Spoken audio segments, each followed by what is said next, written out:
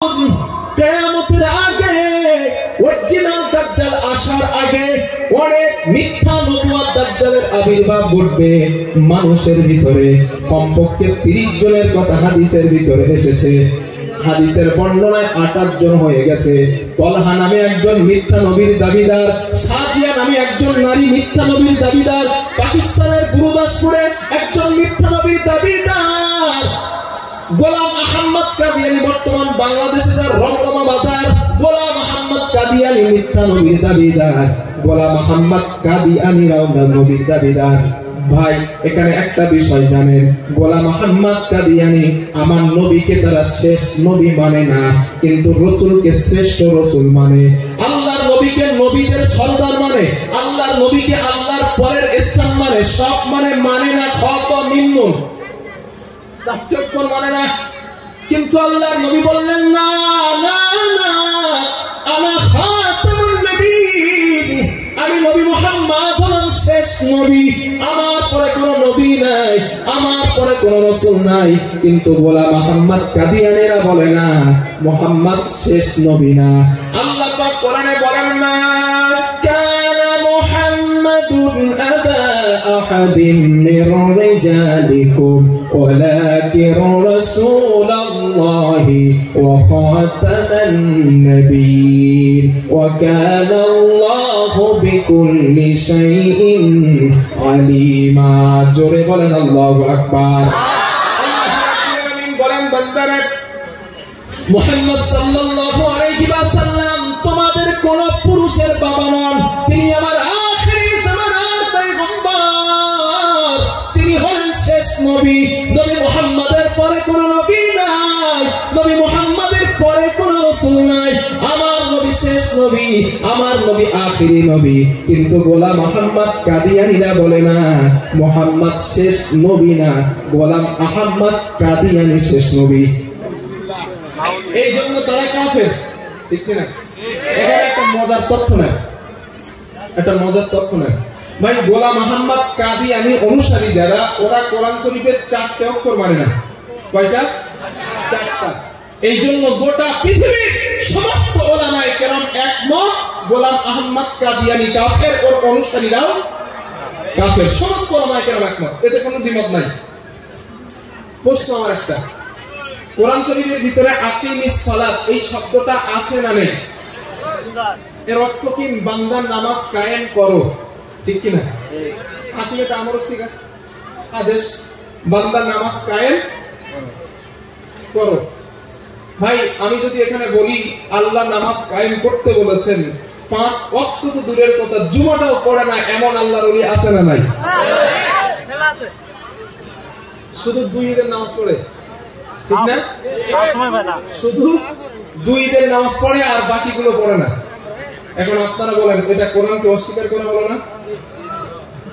আল্লাহ বলেছেন বান্দা রোজা রাখো, সিয়াম পালন করো। হাজারো যুবক, টকটকে যুবক যাদের যৌবনের রক্ত গায়, ওই যুবক রোজা ছেড়ে দেয় আরামসে, এমন যুবক আছে না নাই? চাচা বিড়ি খাওয়ার জ্বালায় রোজা রাখে না, ঠিক কিনা বলেন? বিড়ি খাওয়ার জ্বালায় চাচা রোজা রাখে না।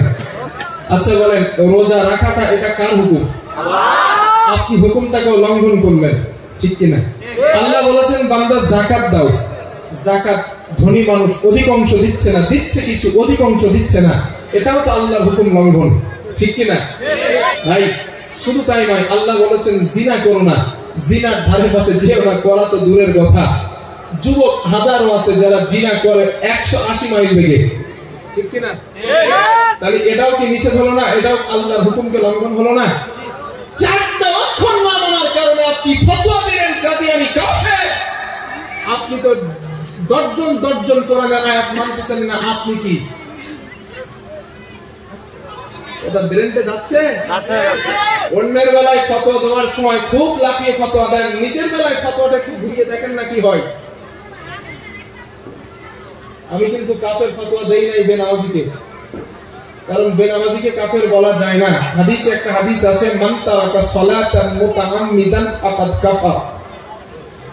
এই হাদিসের ব্যাখ্যা অনুযায়ী হানাফি মাযহাবের মাসলা হলো যারা ইচ্ছাকৃত নামাজ ছেড়ে দেয় সে কুফরি করে, কাফের হয় না। ঠিক বলছি তো? এখানে ওলামায়ে কেরামের দাদা আসলে একটু হ্যাঁ বলবেন। কুফরি করে, কুফরি কবিরা গুনাহ হয়, বাট সে কাফের হয় না। এই জন্য আমিও কাফের বলি না। তবে ভাই স্পষ্ট ভাষায় মনে রাখেন, নামাজ ছেড়ে দিয়ে জান্নাতের আশা করা তেমন সূর্যের আলো থাকা অবস্থায় বৃষ্টি হওয়া যেমন। আরেকবার বলছি, সূর্যের আলো আকাশ পরিষ্কার থাকা অবস্থায় বৃষ্টির আশা করাটা যেমন, নামাজ না পড়ে জান্নাতে যাওয়ার আশা করাটাও তেমন। কথা বুঝেছেন? আমার বানানো নয়, আল্লাহ বলেছেন কিয়ামতের দিন জাহান্নামীরা জাহান্নামে যাওয়ার সাথে সাথে ফেরেশতারা জিজ্ঞাসা করবেন জাহান্নামে আসলি কেন? ওয়াসআলুনাকা আনিল মুজরিমিন, সূরা মুলকের আয়াত। ওয়াসআলুনাকা আনিল মুজরিমিন মা সালাকাকুম ফি সাকার, জাহান্নামে আসলি কেন বল। এই সরি সূরা মুদ্দাসসির আছে, আমার সরি ভুল হয়েছে, মুদ্দাসসিরের আয়াত। তোরা জাহান্নামে আসলি কেন? জাহান্নামীরা জবাব দিবেন প্রথম স্টেপে, ক্বালু লাম নাকু মিনাল মুসাল্লিন, পৃথিবীতে নামাজ পড়ি না এই জন্য। ফতোয়াটা আমার বাপের না আল্লাহর? আল্লাহ। কথা বলেন আল্লাহ। নামাজ না পড়লে জাহান্নাম, এই ফতোয়া আমি দেই নাই, স্বয়ং আল্লাহ দিবেন। এখন সিদ্ধান্ত আপনার, নামাজ পড়বেন না পড়বেন না? মাহফিলে সব পড়বো, মাহফিল শেষ হয়ে যাওয়ার পরে যা আমালাই নিঙ্গাল বালাক, ঠিক না? মাহফিলে বিরাট স্লোগান দেখেন না বাংলাদেশে হ্যাঁ বিরাট করেঙ্গা, হাম করেঙ্গা, তাং করেঙ্গা, লাঠি কে আন্দার মুগুর ভরেঙ্গা। আর এক সভাপতি উঠে বক্তব্য দেয়, পুরো মাঠ খালি। মানে ওরাই বলে কোরআন আছে যেখানে আমরা আছি সেখানে, হাদিস আছে যেখানে আমরা আছি সেখানে। ওই চাচার আবার একটুখান পরে দেখা যায় টিভির দোকানে বসে আছে। মসজিদে আজান হয়, চাচা যায় না, কিন্তু চায়ের দোকানে টিভি চলতেছে, ওইখানে চাচা বসে আছে। কিন্তু মাহফিলে স্লোগান দিয়ে গেছে কোরআন হাদিস যেখানে আমি আছি সেখানে। মানে মুখে এক কথা, মনের ভিতরে আরেক কথা। মুখে আর মনে দুই রকম কথা যাদের থাকে তাদেরকে কি বলা হয়? মুনাফিক। কারণ তাদের ভিতরে নেফাকি আছে। এই জন্য যুবক, যদি নামাজ পড়ো সত্যিই বলো, মন থেকে বলো যে আমি নামাজ পড়বো।